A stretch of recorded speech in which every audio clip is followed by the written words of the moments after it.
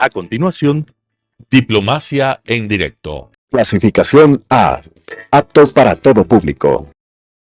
Las opiniones vertidas en este espacio por la producción y dirección del programa son de exclusiva responsabilidad de sus autores y de quienes intervienen en ellos. Telesucesos Canal 29 UHF presenta Diplomacia en directo, un programa de enfoque y reflexión sobre la vida y el comportamiento internacional del Ecuador y la comunidad de naciones, con la conducción del embajador Edwin Johnson. Diplomacia en directo. Muy buenas noches. Doy la bienvenida a nuestro queridísimo doctor Alan Catey con el objeto de abordar lo que nos ocupa a todos realmente, la situación en Venezuela, cómo lo ve él hasta el momento, qué posibilidades hay de arreglo en el hermano país, cómo se presenta el panorama general alrededor de la situación y cómo los podemos ver nosotros en una óptica mucho más objetiva, futurista, digamos. Por favor, Alan, bienvenido y tienes la palabra. Buenas noches, querido Edwin, buenas noches a la audiencia. Realmente el tema venezolano se inscribe dentro de una problemática que es mucho más extensa, ¿no? Realmente estamos viendo las dificultades que el pensamiento y el proceso democrático está sufriendo no solo en Venezuela, en el mundo en general. Hay un marcado retroceso de la democracia como un instrumento deseable para que los países se gobiernen. Estamos viendo cómo en América Latina los índices de aceptación de la democracia, o más bien al revés, el queme-importismo respecto de cuál sea el régimen político que nos gobierne, está originando hasta hace pocos años, 20, 25 años, en la región la búsqueda del ideal democrático, el deseo de vivir en un gobierno en el que existiera respeto por la ley, por los derechos humanos, absolutamente esenciales en el convivir democrático, de pronto dejaron de tener esa importancia. Y sí, podemos de alguna manera responsabilizar a los gobiernos democráticos que nos han gobernado en alguna medida a lo largo de este tiempo. No ha habido las soluciones que se habría deseado para los múltiples problemas que enfrenta América Latina, sobre todo el tema de la desigualdad, que es tal vez el factor más importante para este desencanto más o menos generalizado que existe sobre el modelo democrático. Y encima de estas aspiraciones insatisfechas, se han montado unos jinetes que casi podríamos llamarles del apocalipsis por la destrucción y por el daño que causan a los países de los cuales se apoderan. Estamos viendo cómo lo que sucede en Venezuela en este momento es una verdadera tragedia en términos del sufrimiento que este gobierno, por llamarlo de alguna manera, le ha traído al país. 8 millones de venezolanos fugados de su país porque no tienen ninguna esperanza ni ninguna posibilidad para salir adelante en él.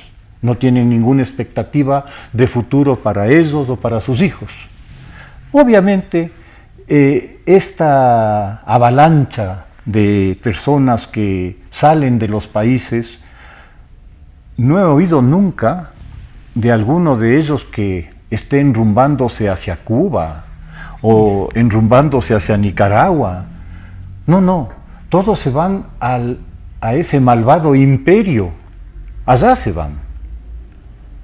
Y se van porque sería de locos que alguien salga de la sartén para caer al fuego. Y la gente, entendámoslo, no es tonta. Por más que los políticos pretendan convertirla en una masa amorfa y sin capacidad de razonamiento, pues la gente se entera, averigua y se da cuenta de cuáles son las realidades. Y por eso, a pesar de la abrumadora propaganda, no es que se va a Cuba. ¿A dónde se va? Se va a Estados Unidos, se va a Chile, se va a buscar su futuro en sitios donde hay futuro. Obviamente no va a hacerlo yéndose a sitios que no tienen ninguna esperanza ni ninguna posibilidad de progreso. Entonces la democracia tal como conocemos, hay desencanto entonces. Definitivamente. Hay varios análisis hechos en toda la región, en los cuales más que un rechazo a la democracia, hay una indiferencia. A mí no me interesa si gobierna un dictador o si gobierna un presidente, con tal de que a mí se me resuelvan los problemas. Claro. Entonces, obviamente ese es un paso simplista y un regreso al pasado, ¿no? Es un regreso a ese pasado medio místico en el cual el Mesías aparece para salvarle al pueblo, para salvarle al país, que es un poco la historia que nuestros literatos relatan. La historia de la literatura latinoamericana es la historia del caudillo, la historia del Mesías que viene al rescate del pueblo como un milagro, como un ser providencial que por ser quien es va a sacar al país de la miseria. Y obviamente eso es simplemente una mentira más. La democracia fue entonces sin duda un logro muy importante, ¿no es cierto?, para la humanidad, tal como se lo pensó y cómo se llegó a concretar inicialmente. Sí, de hecho Edwin, la realidad histórica es contundente, ¿no? Desde que el ser humano se organizó en ciudades, desde que abandonó el nomadismo, adoptó la agricultura, se estableció en ciudades, también se estableció un modelo vertical de gobierno.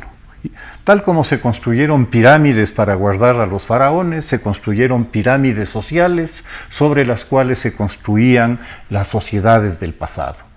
Y esa tradición de poder vertical absoluto se extendió en el tiempo hasta hace 250 años. O sea, no estamos hablando de hace 2000. Hace 250 años todavía el mundo estaba esencialmente regido por tiranos que adoptaban diversos títulos: césares, zares, reyes, emperadores, lo que tú quieras, ¿no?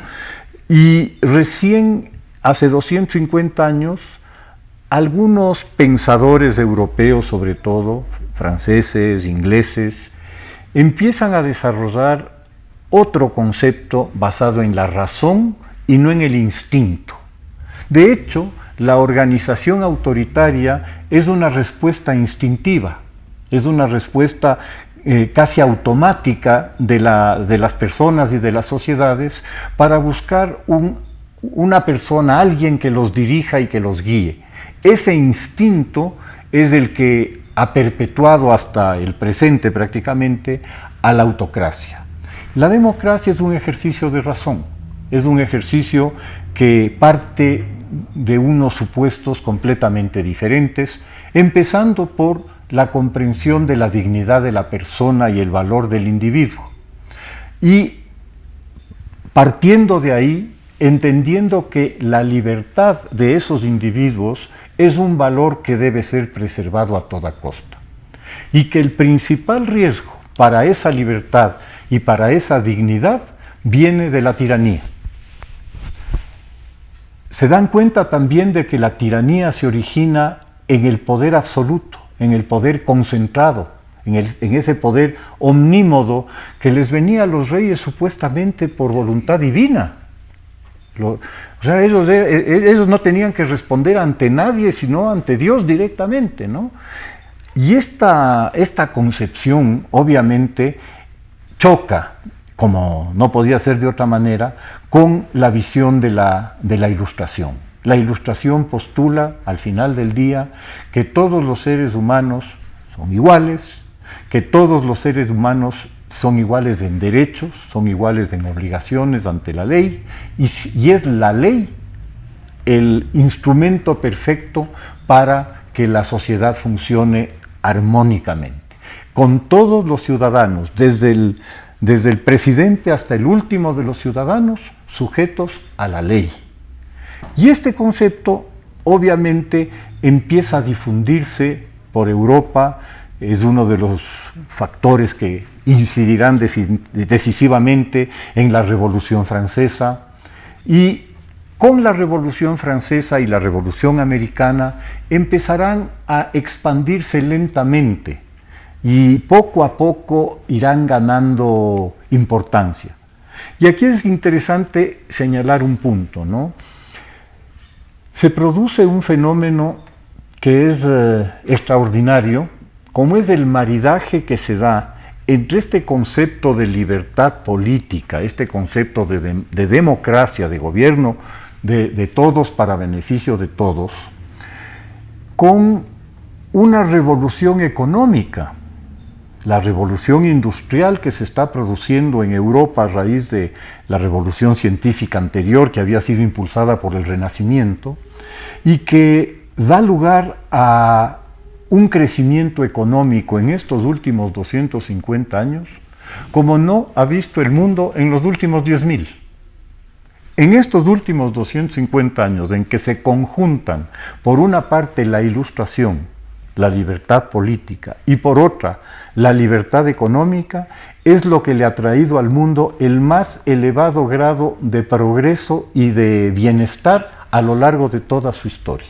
Y esto hay que decirlo con toda claridad, pese a las visiones que otras ideologías puedan plantear. Estos son hechos absolutamente demostrables, absolutamente demostrables. Qué pena realmente la situación de Venezuela, ¿no? Con este elemento que surge recientemente, pues el Tribunal Supremo de Justicia es capaz de llegar a esta situación y dejar en nada la voluntad del pueblo venezolano del 28 de julio, ¿no? Entonces, Stalin tenía una frase que ha sido entusiastamente adoptada por muchos de los gobiernos autoritarios de la región. Stalin decía que no importa quién vota, importa quién cuenta los votos. Y lamentablemente esto en Venezuela se ha cumplido al pie de la letra, ¿no? A pesar de las evidencias abrumadoras, o sea, ya no se puede demostrar más allá de lo que ya se ha hecho, que la dictadura sufrió una derrota monumental, por lo menos de 2-1, por lo menos de 2-1. Y a pesar de todas estas evidencias, el Tribunal Electoral decreta que el ganador de la elección es el dictador Maduro, sin aportar una sola evidencia, sin aportar una sola prueba para respaldar semejante aseveración. Y luego, para cortar cualquier otra opción, el dictador Maduro, derrotado ampliamente en las elecciones, eleva ante el tribunal, ante la Corte Suprema venezolana, un recurso para que se revisen las actas. Y obviamente un tribunal supremo que está completamente sujeto al Ejecutivo, tal como lo está el Legislativo, tal como lo está el Tribunal Electoral, porque en Venezuela la autocracia lo que ha hecho es justamente lo que hablábamos hace un momento, la absoluta concentración de los poderes.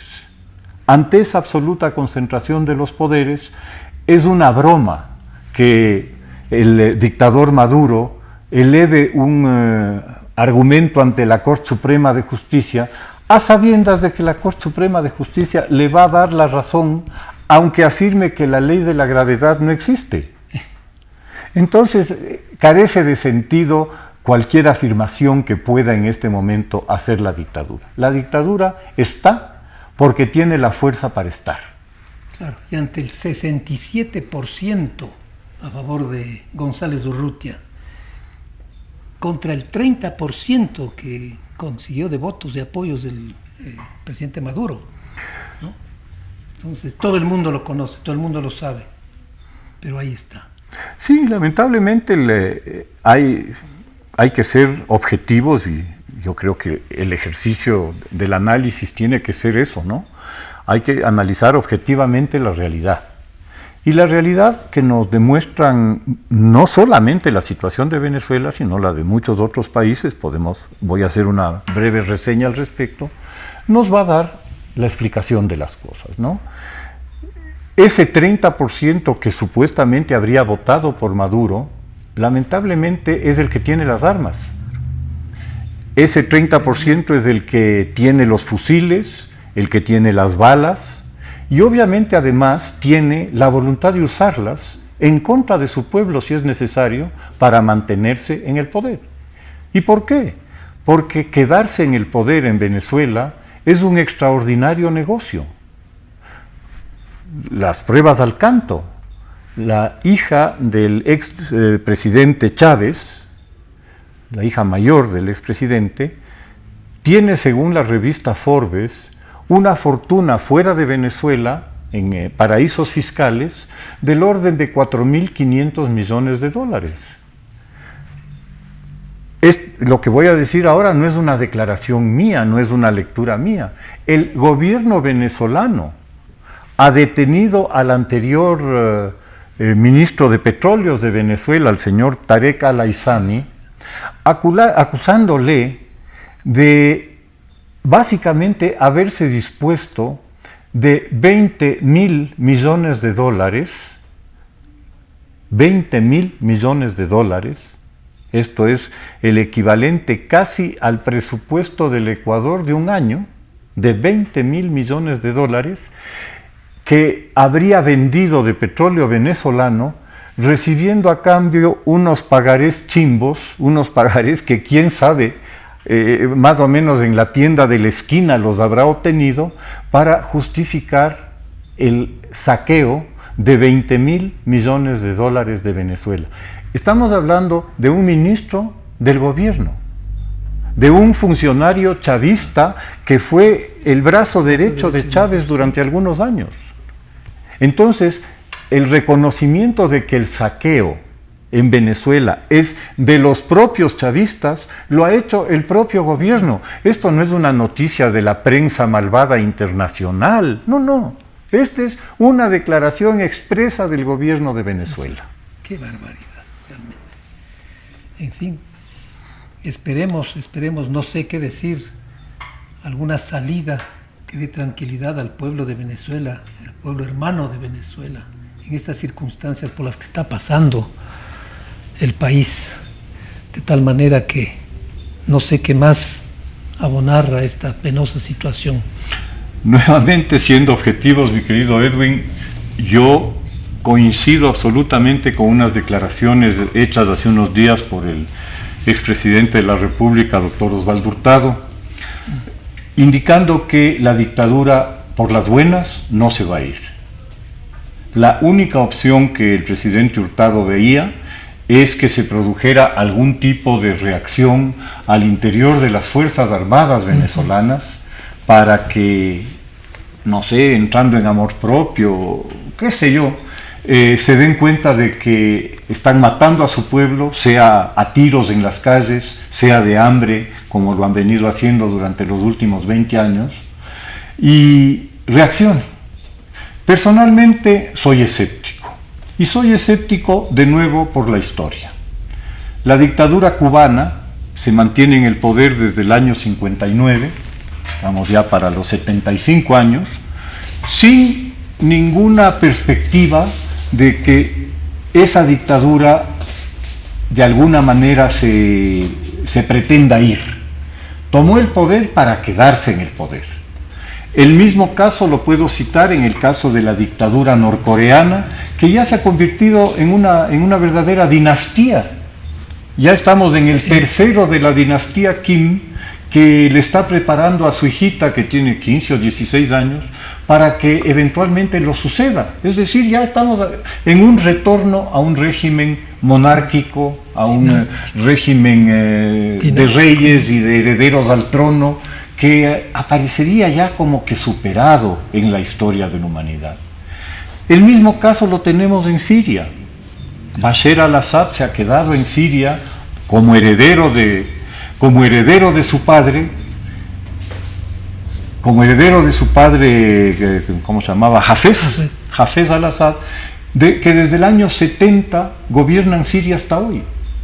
Y gobiernan Siria sobre una montaña de cadáveres, 500.000 de sirios asesinados en una guerra civil espantosa, 8 millones de sirios regados por todo el mundo, como refugiados. Entonces, las dictaduras vienen a quedarse.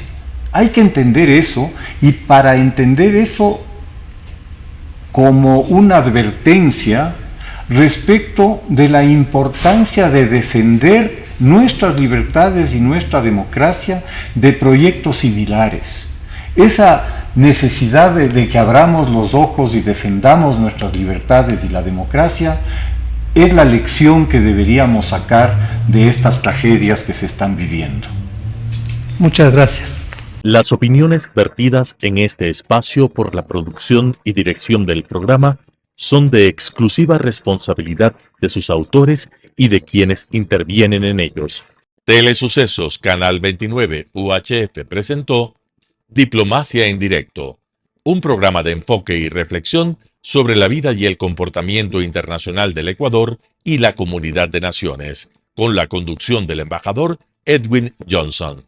Diplomacia en Directo,